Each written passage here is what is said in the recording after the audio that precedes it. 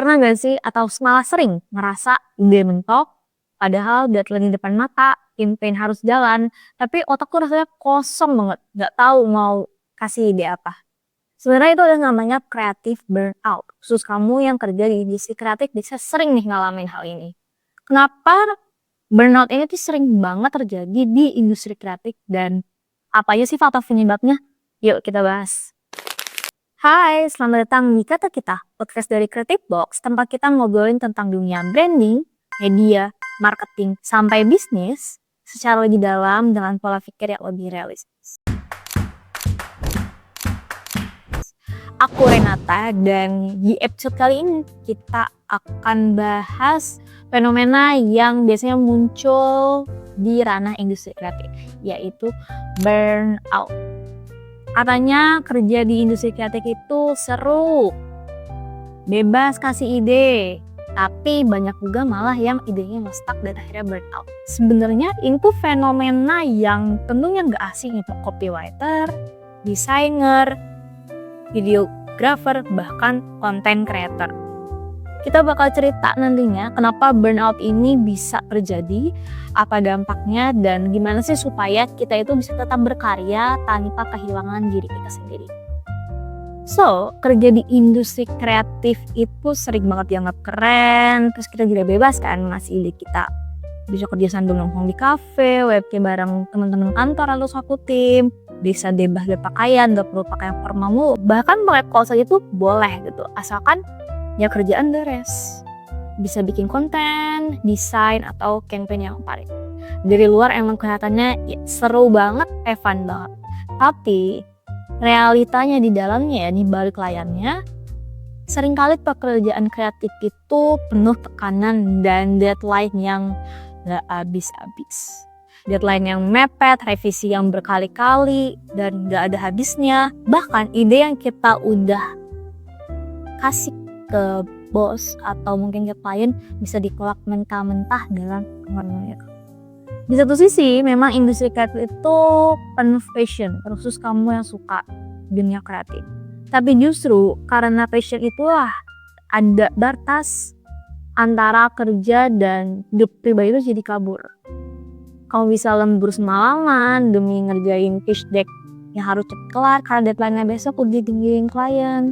Bahkan harus kepikiran konsep di jam istirahat, mau tidur, baru pikiran gimana kalau konsep ini gini-gini. Jadi kamu tuh kayak gak ada waktu untuk rehat, untuk istirahat otak dan pikiran. Dan akhirnya apa? Otaknya jadi capek, badan pun juga capek, dan hati pun ya ikut lelah gitu. Karena semua saling berhubungan. Dan ini adalah awal dari burnout. Creative burnout itu adalah kondisi ketika energi kita hilang, motivasi juga hilang, bahkan kemampuan untuk berkarya atau berpikir itu hilang karena kelelahan fisik, mental, dan emosional. Gejalanya itu bisa macam-macam. Bisa ide yang nge-stuck, akhirnya otak tuh rasanya ngeblank. Kamu gak tahu mau mikirin ide apa untuk campaign selanjutnya atau mungkin untuk desain pitch deck. Gak ada motivasi karena kerjaan jadinya terasa hambar, yang awalnya fashion rasanya juga jadi udah gak menarik lagi karena kamu udah gak ada motivasi.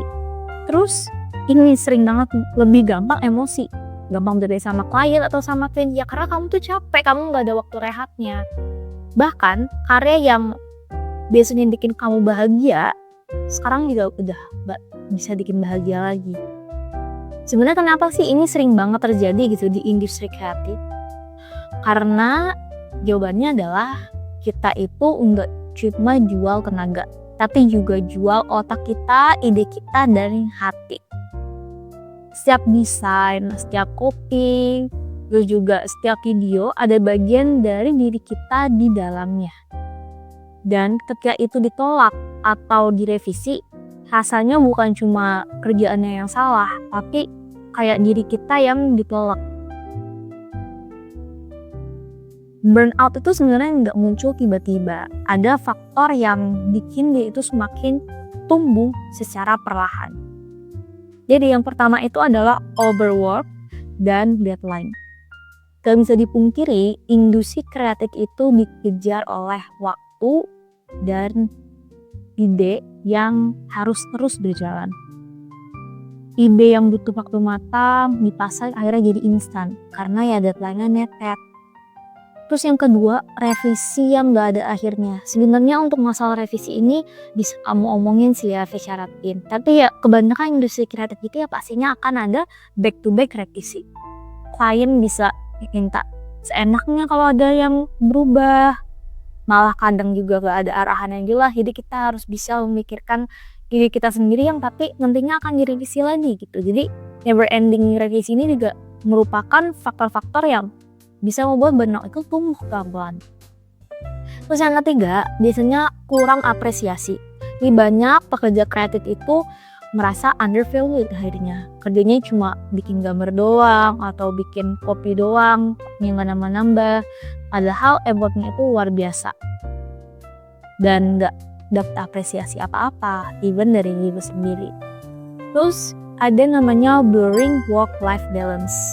Passion dijadiin alasan kuat buat kerja tanpa henti. Tadi yang udah sempet aku bahas juga, kamu ketika mau tidur malah mikirin ide konsep untuk campaign klien, atau bahkan yang waktunya untuk istirahat, atau lagi scroll sosmed untuk rehat, malah scroll sosmed nyari ide untuk campaign selanjutnya. Jadi kamu tuh bener-bener gak ada work-life balance. Yang terakhir adanya tekanan kompetisi. Sosmed bikin kita ngebandingin karya kita sama karya kreator lain ataupun ya orang-orang lain nih di kreatif. Jadinya ya itu, karena ada tekanan itu kita juga jadinya semakin terus kerja ya nggak udah deh, burnout makin tumbuh. Nah semua faktor ini numpuk dan akhirnya bikin kita drop. Jadinya idenya malah ngestak, kita nggak bisa kasih ide apa-apa. Dampaknya apa sih? Nah dampaknya nggak main-main teman-teman. Jadi harus diwaspadai karena bisa menyebabkan kualitas kerja kita menurun. Jadi ide juga jadi tadi nggak keluar, klise, terus juga eksekusi jadi asal-asalan, jadi nggak bagus. Terus kesehatan mental juga jadi terganggu karena kita jadi stres, bikin juga anxiety karena revisi dari klien, bahkan depresi karena ngerasa kok ini never back ending ya gitu untuk revisi kita. Terus juga kok ide-ide aku tuh gak ada yang di-accept sama klien atau sama bos gitu. Nah terus juga ini berpengaruh ke hubungan dengan tim atau klien itu gitu. Jadi bisa jadi rusak gitu karena kita jadi gampang marah atau defensif. Misalnya ada revisi, kita gak terima, menurut kita itu bagus. Nah itu tuh jadi problem nantinya gitu untuk hubungan sama tim ataupun ke klien. Misal kamu adalah copywriter, kamu ngerasa tulisan kamu itu udah bagus, tapi klien atau tim desain itu ngasih revisi, kamu nggak terima. Nah akhirnya ya udah deh konflik. Dan yang terakhir itu bisa hilangnya passion. Yang paling bahaya adalah hal yang dulu kita sangat amat cintai sekarang jadi terasa seperti beban karena faktor-faktor tadi.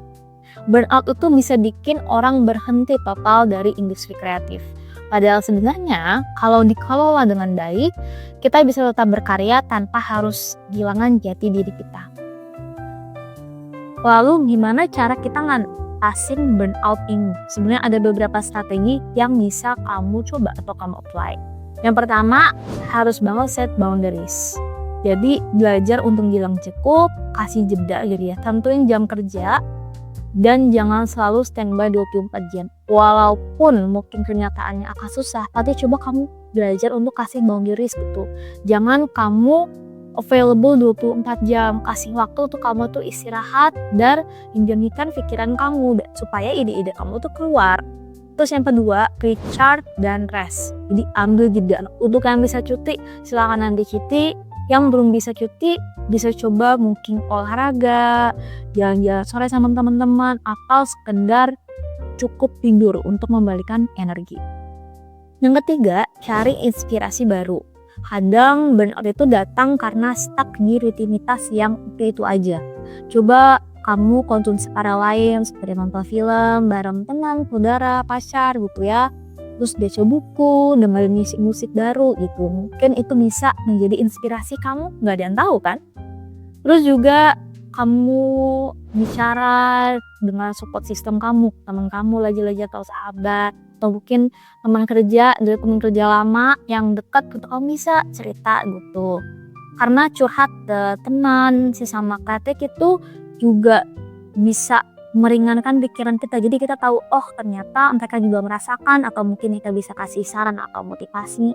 Nah yang kelima adalah refocus passion. Jadi ingat lagi, kenapa kamu lagi masuk ke industri kreatif? Entah alasannya karena di fashion gue. Ya udah, jadi ingat lagi kalau passion itu bukan alasan buat kerja tanpa henti, tapi bahan bakar yang harus dijaga. Nah sekarang aku mau ngajak kamu untuk tahu sebentar. Coba tanya ke diri sendiri, apakah gue masih menikmati sebenarnya proses berkarya, atau akhirnya sekarang gue cuma ngejar deadline? Yang kedua, apakah gue sekarang masih punya waktu untuk diri sendiri di luar kerjaan kreatif ini? Dan yang ketiga, apakah kalau gue berhenti sebentar, dunia ini beneran akan berhenti gitu? Coba tanya itu di kamu sendiri. 3 hal itu. Karena kadang kita lupa, kita itu manusia baru kreator. Jadi sebenarnya ya kita butuh istirahat, butuh recharge, butuh main gitu ya.